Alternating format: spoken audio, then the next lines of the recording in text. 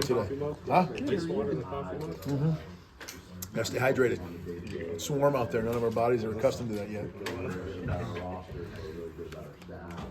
What's up? How we doing? Fire away.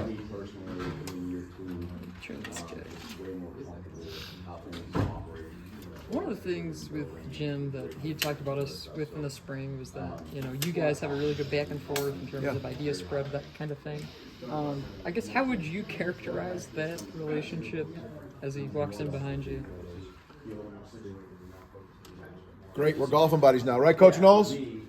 Golfing buddies now. Who's better? Coach Knowles. He's right down the fairway every time. Well, what you're talking about, I think, is really part of any healthy staff, is that there's collaboration with all the coaches on both sides of the ball. That's something James does a great job of too, is when you're in times of the year like spring football, when you have time to cross-train and professionally develop with the other side of the ball and sit in their meetings and stuff like that, which we do a lot. Those things happen organically, but I think, with his experience and mine, to be able to just, going against each other in the past and just helping each other. Collaborative is the way to use it, Yeah. And ultimately, if they're good, we're good. You know what I mean? That kind of thing. If we're good, they're good. So it's fundamentally it's about winning the game, and you need all three phases to do that. I know James said that you guys at some point this offseason were going to go back to Ohio State last year and have a really honest kind of dialogue conversation. What did you see? What did we see? Have you guys had that yet? Yeah. We went through that just recently. We talk about those things, and some of that stuff, information was already shared organically throughout the time that he's been here. But you just go through the game and the calls and the checks and that they did and that we did and why and what they were preparing for before the game and what we were preparing for. So those things, again, that's just part of the collaboration that happens. What did you learn through that process? Anything that he pointed out to you, like, oh, okay. There was nothing really surprising. What I mean? We're pretty thorough here as a staff, so I think that, there's good things. There's a lot of things that are reinforcing maybe why you do things or why you don't do things. A few tendencies that we were aware of before, and I think every good offense has those because you're trying to get the ball to your best players a lot of times. So, but nothing like earth-shattering per se, but a good, healthy exercise. How have the backup quarterbacks developed? How did they develop in the spring season? What did you see out of them? Well, in understanding what we're doing offensively, for sure, right? Like I've said before, I think the last time we met, I talked about how we were at 400 graduate level offense just day one of spring football, and then to not feel like we had to dumb it down, if you will, for guys who maybe don't have as much experience as we did. We kept challenging them, but them understanding that throughout the course of the spring. So both Jackson and Grunk did a really nice job with it. They both had nice, capstone to the spring football and the spring game and some of the things that we're doing. So they're picked up right where they left off in the summer and the development that we're having here right now, going into fall camp.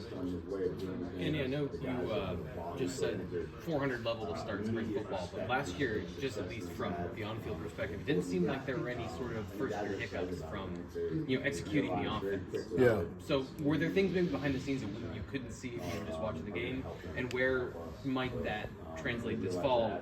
Better play, more efficiency, anything like that, adding new things. How might year two look? Yeah, well, what you're talking about is, the margin between winning and losing and playing the level that we're playing at is so small.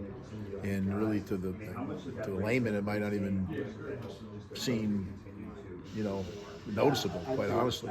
The reason Coach Franklin just talks all the time about turnovers and explosives is because those are the two major statistics that we don't turn the ball over a couple times in those critical games, and we're winning, right? So those are obvious, I know, right? And they're not very subtle, but those really are the difference. And so you hope that is those things get eliminated, at least for our side of the ball, in those moments. So that's what you hope it looks like, right? But there's still, things that happen in football that these happen. It's a game, right? It's competitive. So I don't know that we're going to be able to go the whole season without ever turning the ball over. We're going to try, you know what I mean? So stuff like that. So it's about understanding. It's about anticipation for the quarterback. It's about the prep and any kind of stress or anxiety going into an install or going into a game plan. All that is gone for all of our guys. There's no, what does this look like? There's, it's not new at all anymore to them. It's totally rehearsed. They get it, and then they just get a deeper understanding of everything we're doing. So some things might not be noticeable,